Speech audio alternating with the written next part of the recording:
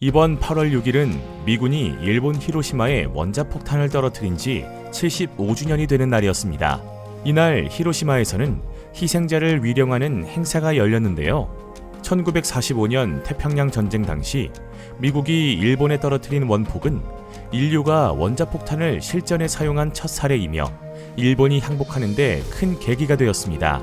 이날 오전 일본 히로시마시 평화기념공원에서 열린 원폭 전몰자 위령식 및 평화기원식에서는 마쓰이 가즈미 히로시마 시장과 아베 총리의 연설이 있었는데요. 마쓰이 시장은 50년 전에 제정된 핵 확산 금지 조약과 3년 전에 성립한 핵무기 금지 조약은 모두 핵무기 폐기를 위해 없어서는 안 될 조약이며 다음 세대에 확실하게 계승해야 할 틀임에도 그 동향이 불투명해졌다고 한탄했으며 세계 지도자들은 지금이야말로 이 틀이 유효하게 기능하도록 하기 위한 결의를 다져야 하지 않겠느냐는 말을 덧붙여 히로시마 원폭의 참상을 이해하길 바란다고 당부했습니다.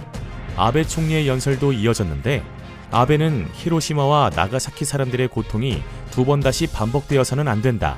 유일한 전쟁 피폭국으로서 핵무기 없는 세계의 실현을 향한 국제사회에서의 노력은 우리의 사명이라고 말했습니다. 이어 우리나라는 비핵 3원칙을 지키며 입장이 다른 나라들의 중개 역할을 하고 각국의 대화나 행동을 촉구해서 핵무기 없는 세계의 실현을 리드하겠다고 덧붙였습니다. 그러니까 두 사람의 주장은 일본이 전 세계에서 유일한 원폭 피해국임을 이해해 주길 바라며 전 세계가 일본을 배려해서 핵무기 폐기를 위해 세계 각국이 힘을 모아야 한다는 것입니다. 그런데 일본 정부가 핵무기 금지 조약에 참가하지 않는다는 사실이 알려지며 이런 호소는 진정성이 떨어진다는 의견이 제시되었습니다. 이 부분에 있어서는 마쓰이 시장도 같은 생각인 듯 보였는데요. 마쓰이 시장은 일본 정부는 중개 역할을 확실히 수행하기 위해서라도 핵무기 금지 조약에 서명해야 한다고 아베를 지적하는 듯한 말을 했습니다. 핵무기 금지 조약은 2017년 7월 7일 유엔 총회에서 회원국의 3분의 2가 넘는 122개국의 찬성으로 채택되었는데요. 핵무기 폐기 국제운동에 따르면 최근까지 82개국이 서명했으나 한국, 미국, 일본 등은 서명하지 않았다고 합니다. 참고로 우리나라는 북한의 핵 위협 때문에 언제든 위험에 처할 수 있어 서명하지 않은 것이라고 합니다. 이렇게 일본은 핵 폐기와 관련해서 말도 안 되는 모순적인 상황에 놓인 겁니다. 한편 이렇게 모순적인 입장을 보인 건 핵 폐기에 있어서만은 아니었는데요. 일본의 집권당인 자민당은 계속해서 일본 당국이 적 기지 공격 능력을 갖춰야 한다고 주장해 왔습니다. 적 기지 공격 능력은 적국 내에 있는 탄도미사일 발사 시설 등을 폭격기나 순항 크루즈 미사일로 공격해 파괴하는 능력을 말합니다. 쉽게 말하면 상대 국가가 공격을 하려는 조짐이 보이면 먼저 공격해 피해를 막는 것입니다. 하지만 적기지 공격 능력이 일본 평화헌법에 명시된 공격을 받을 경우에만 방위력을 행사할 수 있다는 뜻인 전수방위 원칙에 위배된다는 비판을 받자 급하게 말을 바꾸는데요. 상대 영역에서 미사일 등을 저지하는 능력으로 표현을 바꿨지만 그래도 상대 영역에서 군사행동을 한다는 점에서 선제 공격과 일맥상통합니다. 특히 일본은 이 능력의 필요성을 말하며 북한으로부터의 미사일 위협을 늘 강조했다는 점에서 이 구상이 실행된다면 북한이 가장 먼저 타깃이 될 가능성이 높다고 예상됩니다.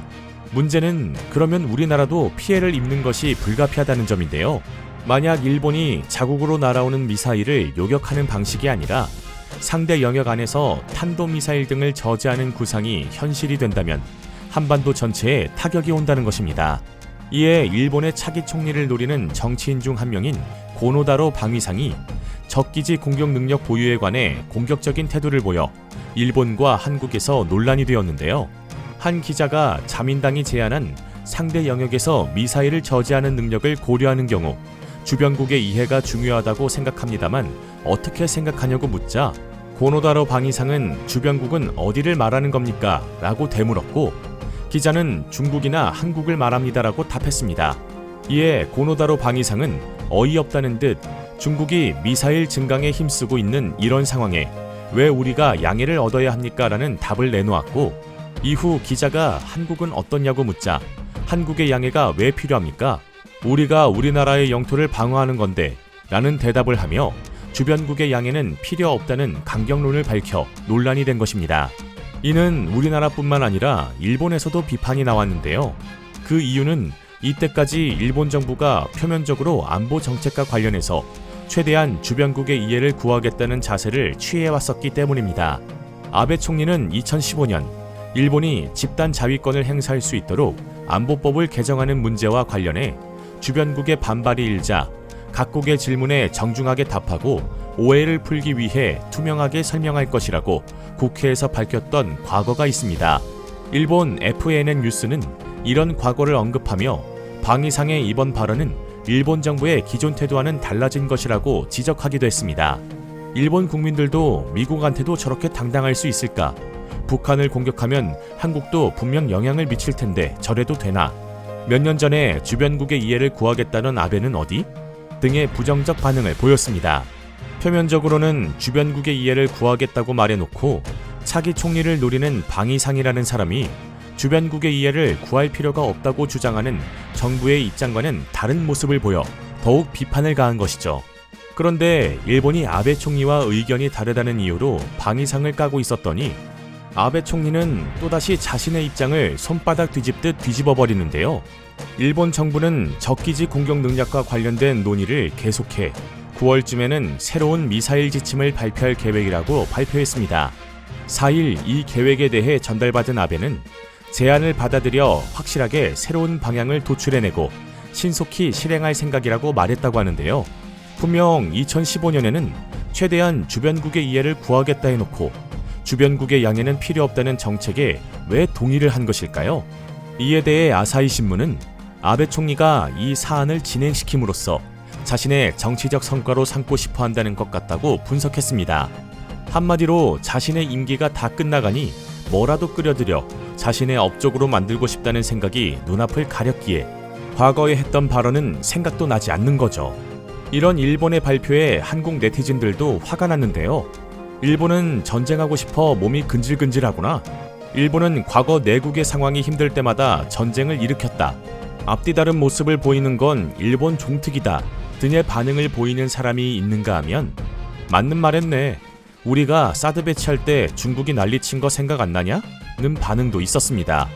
일본의 입장을 생각했을 땐 방위상의 말이 맞을 수도 있지만 과거 필요할 땐 타국의 양해를 구하겠다고 말했다가 그럴 필요가 없어지자 주변국은 신경도 쓰지 않고 최대한 빨리 실행하겠다고 말하는 앞뒤 다른 아베의 모습은 충분히 비판을 살만했다는 생각이 드네요.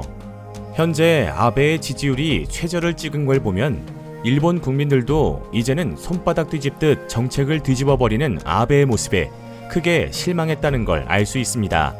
이상 뉴스피드였습니다.